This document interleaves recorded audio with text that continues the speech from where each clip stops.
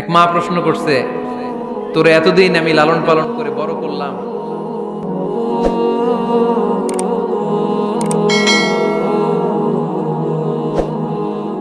বৌমা শাশুড়ির এই ঝগড়ার প্রধান কারণ হচ্ছে জেনারেশন গ্যাপ, ঠিক কিনা?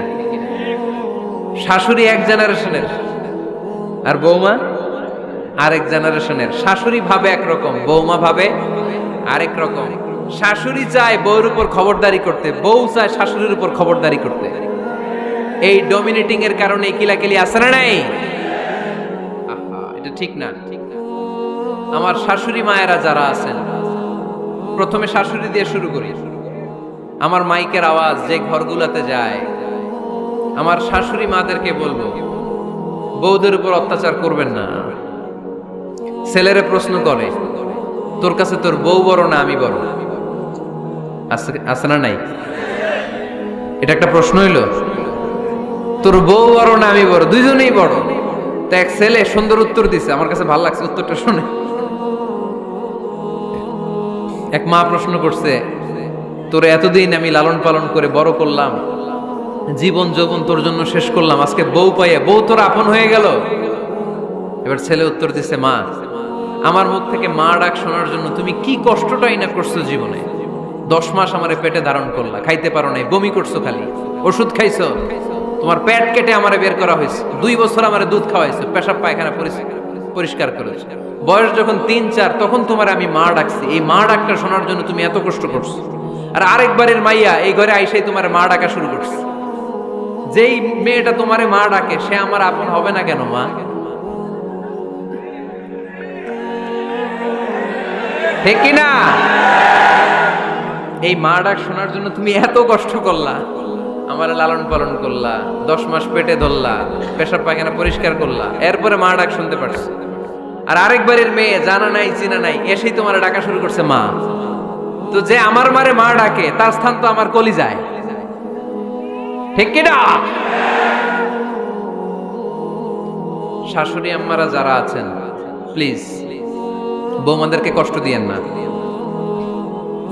অনেক শাশুড়ি আছে, পান থেকে চুন খসলে রেগে যায়, পদে পদে স্ত্রীর ভুল ধরে, বউয়ের ভুল ধরে, আছে না নাই? এটা করবেন না। সে তো নতুন, আপনার অনেক এক্সপিরিয়েন্স হতে তার সময় লাগবে, তাকে সময় দিন, তাকে ভালোবাসুন, ঠিক কিনা? না বুঝে সামান্যতে বৌমারে বদদোয়া দেয়, এরকম আছে না নাই? কিন্তু বুঝতে চায় না, বৌমারে যদি বদদোয়া দেয় তাহলে তার নিজ ছেলের পরিবারের ক্ষতি, পেটে ধরা যে ছেলে, ছেলের পরিবারের কিন্তু ক্ষতি, তার আপন নাতি নাতনিদেরই ক্ষতি। আওয়াজ করে বলেন ঠিক কিনা? বৌমাকে বদদোয়া দিয়েন না। বৌমাকে নিজের মেয়ের মতো দেখবেন। সমাধান আমি দিচ্ছি, কেমন দেখতে হবে? নিজের মেয়ের মতো। নিজের মেয়ে সকালে ঘুম থেকে ওঠে 11টা, ওইটা সমস্যা নাই। বৌমা কেন উঠলো না, ওইখানেই ঝামেলা, আছে না নাই? মেহেরবানি করে আপনার বৌমাকে আপনার নিজের মেয়ের মতো দেখেন। নিজের মেয়েরে যেমনি আদর করেন তাকেও অমনি আদর করেন। আপনার বৌমারে যদি আপনি কষ্ট দেন, মনে রাখবেন আপনার নিজের মেয়েটাও আরেকবারের বউ হয়ে কয়েকদিন পরে যাবে। আপনি যা যা করবেন আপনার মেয়েকেও তারা ওই রকম কষ্ট দিয়ে বাড়িতে ফিরিয়ে দিবে। চিল্লায় বলেন ঠিক কিনা? খবরদার, টিট ফর ট্যাট। ইট্টি মারলে পাটকেলটি খেতে হয়। এজন্য শাশুড়ি আম্মা জানারা যারা আছেন, বৌমার সাথে খারাপ আচরণ করবেন না মেহেরবানি করে। তাকে আপনি কষ্ট দিলে আপনার নিজের মেয়েটাও আরেক বাড়ির বৌমা হবে, সেও ওই বাড়িতে এই কষ্টগুলো ভোগ করবে। এগুলো যখন আপনি শুনবেন তখন আপনার চোখ দিয়ে পানি পড়বে কি পড়বে না? পড়বে। এবার আসেন বৌমার কথা বলি। বৌমা যারা আছেন মেহেরবানি করে, বৌমা যারা আছেন মেহেরবানি করে আপনার শাশুড়ি আম্মাকে নিজের মায়ের জায়গায় রাখবেন। আপনার বাড়ি ছেড়ে নতুন বাড়িতে আসছেন, তো এটাই তো আপনার বাড়ি। আপনার মা রেখে দিয়ে নতুন মা পাইছেন, এটাই তো আপনার মা। তো ওনাকে মায়ের জায়গায় বসাতে আপনার সমস্যাটা কোথায়? বৌমারা খেয়াল রাখবেন, আপনি আপনার শাশুড়ির সাথে যে আচরণটা করতেছেন, আপনার শেষ বয়সে আপনার ছেলের বিয়ে দেওয়ার পরে যে বৌমাটা আসবে ওই আচরণই আপনাকে ফিরিয়ে দিবে। The nature has its own return. প্রকৃতির একটা মাইর আছে, এটা শেষ মাইর, এটা শেষ খেলা। প্রকৃতির খেলা বড় খেলা। আপনি আপনার শাশুড়ির সাথে যে আচরণ করবেন, আপনার শেষ বয়সে আপনি একদিন শাশুড়ি হবেন, এটা মাথায় রাখবেন। ওই আচরণই আপনি ফিরে পাবেন। আওয়াজ করে বলতে হবে, ঠিক কিনা? এজন্য 9 নাম্বার পয়েন্টস হচ্ছে মিউচুয়াল রেসপেক্ট। সবাই যেন সবাইকে ভালোবাসি। দোষ ছাড়া মানুষ নাই, সবার দোষ আছে। আমরা যেন একে অন্যের দোষ না খুঁজি। বৌমারা, আপনাদের কেন যদি আমার মাইকের আওয়াজ যায়, অল্প কিছু টেকনিক অবলম্বন করলে আপনি আপনার শাশুড়ির মন জয় করতে পারবেন। শাশুড়িরা আসলে বেশি কিছু চায় না। আগের জামানার মানুষ তো, এদেরকে ওইভাবে হাত করতে হবে। মাঝে মাঝে একটু শাশুড়ির মাথায় তেল দিয়ে দেন, চুলে তেল দিয়ে দিবেন আর কি, মাঝে মাঝে চুল আশ্রে দিবেন। এগুলো কিন্তু খুব পছন্দ করে শাশুড়িরা। ওনার প্রেশারটা একটু মেপে দিবেন, ডায়াবেটিক্সের ওষুধটা খাইলো কিনা সময় মতো খোঁজ নেবেন, কি পছন্দ করে খেতে একটু রান্না করে দিবেন। যেই বক্তার ওয়াজ শুনতে পছন্দ করে ওই বক্তার ওয়াজগুলো ডাউনলোড করে শাশুড়ি আম্মাকে দিবেন, ইসলামী বই দিবেন। দেখবেন বয়স্ক নারীরা মাহফিল যেতে খুব পছন্দ করে, ওয়াজ শুনতে খুব পছন্দ করে, নবীদের কাহিনীগুলো শুনতে পছন্দ করে। বসায় বসায় একটু কাহিনীগুলো শোনাবেন। বাইরে বেরোলে জিজ্ঞেস করেন, আম্মা আপনার কিছু লাগবে কিনা। আর একটা টিপস আছে, চুল যখন আশ্রাবেন আর শাশুড়ির মাথায় যখন তেল দিয়ে দিবেন, তখন অতীতের কথা জিজ্ঞেস করেন। দেখবেন অতীতের স্মৃতিতে হারিয়ে গিয়েছে আপনার শাশুড়ি। কে জিজ্ঞেস করবেন জানেন? জিজ্ঞেস করবেন, আম্মা জান, মুক্তিযুদ্ধের সময় আপনার বয়স কত ছিল? ওই সময় মুক্তিযুদ্ধের সময় আপনাদের এলাকায় কি কি হয়েছিল মা? আরেকটা প্রশ্ন করবেন, মা বিয়ের সময় আপনি কেমন ছিলেন? ওই দিন দেখবেন বুড়ি আর বুড়ি নাই, জুয়ান হয়ে গেছে। ওই দিন বলবে, মা আমি অনেক সুন্দরী ছিলাম, আমার মাথায় অনেক চুল ছিল, আজকে নাই। আমগো গ্রামে আমার সাথে সুন্দরী মাইয়া ছিল না। অতীতের স্মৃতিতে, স্মৃতি হাতরাতে হাতরাতে তিনি হারিয়ে যাবেন। জিজ্ঞেস করবেন যে, মা শীতকালে আপনাদের দেশে কি পিঠা বানাতেন আপনি যখন ছোট ছিলেন? আপনার বাপ চাচারা কি করত? এগুলো জিজ্ঞেস করলে উনি স্মৃতির পাতা হাতরাতে হাতরাতে চোখ দিয়ে দাঁড় দাঁড় করে ওনার পানি ঝরতে শুরু করবে। আপনার জায়গায়, ওনার হৃদয়ের মণিকোঠায় এমন জায়গায় পৌঁছবে, আপনার ছাড়া উনি কিছুই বুঝবে না। বৌমারা, এই অল্প কিছু টিপস অবলম্বন করে আপনারা আপনাদের শাশুড়ির মনকে জয় করতে পারেন। শাশুড়ি বৌমার দ্বন্দ্ব আমরা চাই না।